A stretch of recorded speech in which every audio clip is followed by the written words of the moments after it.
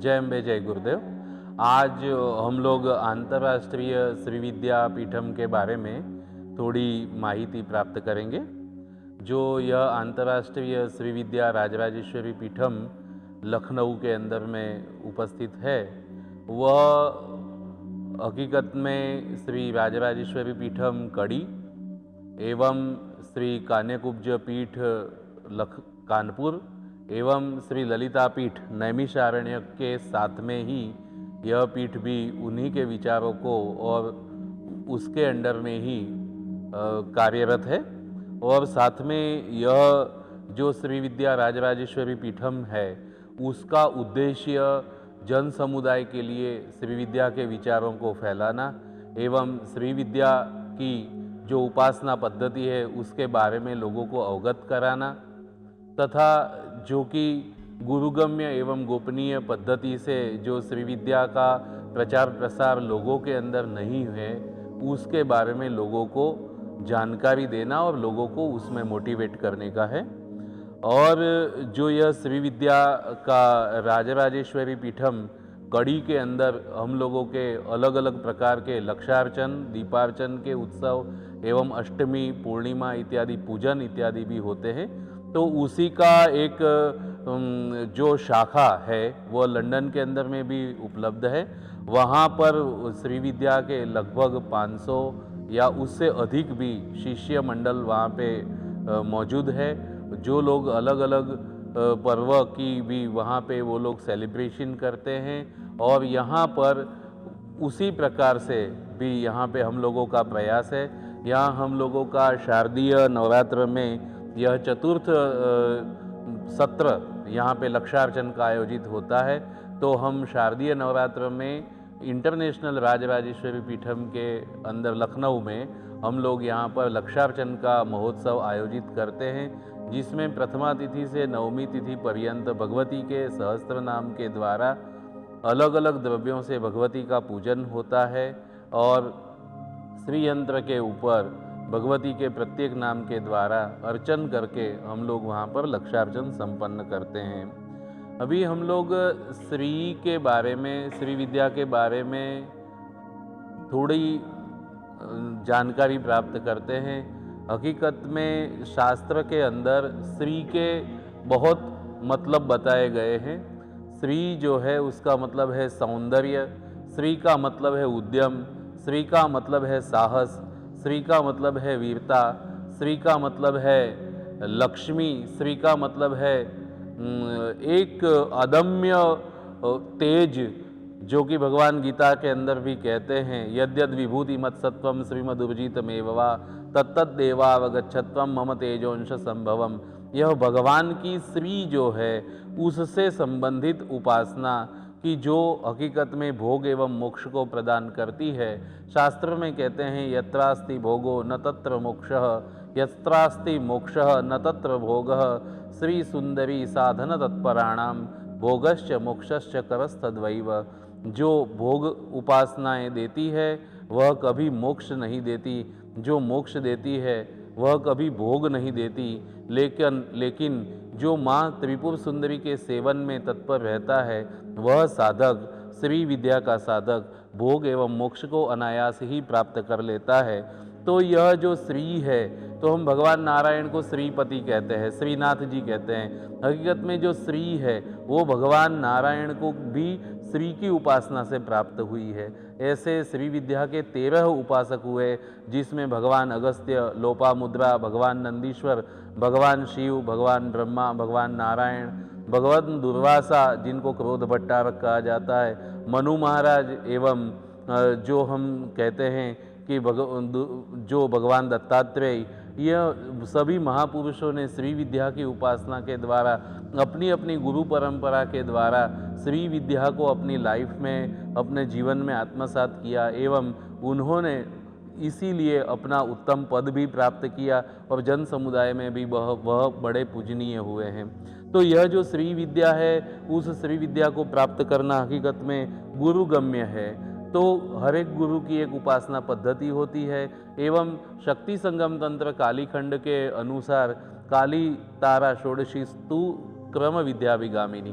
तो यह क्रम विद्या है, श्री विद्या है, यह उपासना गुरुगम्य भी है। यह उपासना करने से व्यक्ति के जीवन के अंदर भोग एवं मोक्ष दोनों तत्वों की प्राप्ति हो जाती है। तो यह उपासना करने के लिए हम सब साधक भाई बहन यह नवरात्र के सत्र में यहाँ इकट्ठे होते हैं और भगवती के सहस्त्र नाम के द्वारा यहाँ पर हम उपासना पद्धति के द्वारा उपासना करते हैं, जो कि हमारे कड़ी राजराजेश्वरी पीठम श्री त्वरिता अम्बा, जो कि हमारे सद्गुरुदेव है, उनके द्वारा बताई गई पद्धति एवं श्री कान्यकुब्ज पीठ के परम पूजनीय श्री शीतलानंदनाथ महाराज एवं जो यहाँ पे ललिता पीठ के अंदर जो नैमिषारण्य के अंदर पीठ है, वहाँ पर भी इस प्रकार से ही उपासना पद्धति होती है। तो यह उपासना पद्धति के द्वारा जन समुदाय के कष्ट का निवारण होता है, भगवती की कृपा से अभिष्ट कार्यों की सिद्धि होती है, मनुष्य अपने अपने लक्ष्य के अंदर सफल होता है, अपने जीवन के अंदर सफलता प्राप्त करते हुए बाद में वह भगवती के पद को भी, शिव सायुज्य को भी वह प्राप्त कर लेता है। तो यह श्री विद्या का उद्देश्य है। तो इसमें हम गोपनीय एवं भौतिक दोनों तरीके से भगवती श्री विद्या की उपासना करते हैं। जीवन में हर एक व्यक्ति श्री की उपासना करता है, जो कि जाने अनजाने में भी वह श्री को चाहता है, उसके लिए ही वह सुबह से उठकर रात्रि तक बड़ा अपना प्रयास करता है। लेकिन हर एक को यह श्री उस प्रकार से उपलब्ध नहीं हो सकती, क्योंकि हर एक का जो नसीब में होता है उसके अनुसार मिलता है। लेकिन जो इसकी राह जान जाता है, जो गुरु के बताए हुए मार्ग के ऊपर हकीकत में प्रवृत्त रहता है, जिसको श्री विद्या का राज पता चलता है, उसको गुरु की कृपा से, माँ भगवती की कृपा से इस संसार में भी सुखों की प्राप्ति एवं अंत में भी शिवत्व की प्राप्ति सहज सुलभ हो जाती है। तरीके से भी माता की उपासना हम करते हैं। उसमें जो कोई निराकार का भक्त है तो उसकी भी उसमें श्री विद्या में गति होती है।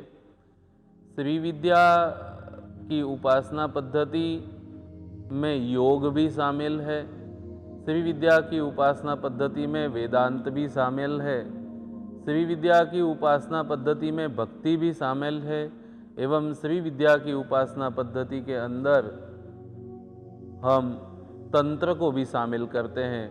माना तंत्र के द्वारा हम श्री विद्या की उपासना कर सकते हैं, भगवती के मंत्र के द्वारा भी हम श्री विद्या की उपासना कर सकते हैं, भक्ति के द्वारा भी हम उपासना करते हैं, वेदांत के अनुभव के द्वारा भी हम श्री विद्या का उच्चतम शिखर को हम सिद्ध कर सकते हैं। जो योगी लोग षटचक्र में भगवती की उपासना करते हैं, उन लोगों के लिए भी श्री यंत्र को बताया गया है कि श्री यंत्र देवी का शरीर है, और जैसे देवी चित शक्ति के रूप में श्री यंत्र के अंदर निवास करती है, उतनी ही हमारे शरीर में कुंडलिनी के रूप में है। तो यह श्री विद्या की उपासना के द्वारा गुरु क्रम से साधक मूलाधार से सहस्त्रार पर्यंत के तमाम चक्रों के अंदर अपनी चेतना को, अपनी ऊर्जा को महसूस करता हुआ शिवत्व को प्राप्त कर सकता है। तो यह उपासना सर्वांगीण उन्नति देती है। यह उपासना एक देशीय या एक मत के अंदर ही अपना स्वरूप नहीं दिखाती है। बुद्धों के द्वारा माँ तारा के स्वरूप में श्री विद्या की उपासना श्री विद्या का एक अंग है। वैदिकों की माँ गायत्री यह श्री विद्या का एक अंग स्वरूप में है। तंत्र के अंदर में भगवती त्रिपुर सुंदरी के अंदर स्वरूप में, माँ भैरवी के स्वरूप में यह श्री विद्या का एक अंग है। शाक्तिज्म के अंदर माँ भुवनेश्वरी के स्वरूप में माँ भुवनेश्वरी श्री विद्या का एक अंग है।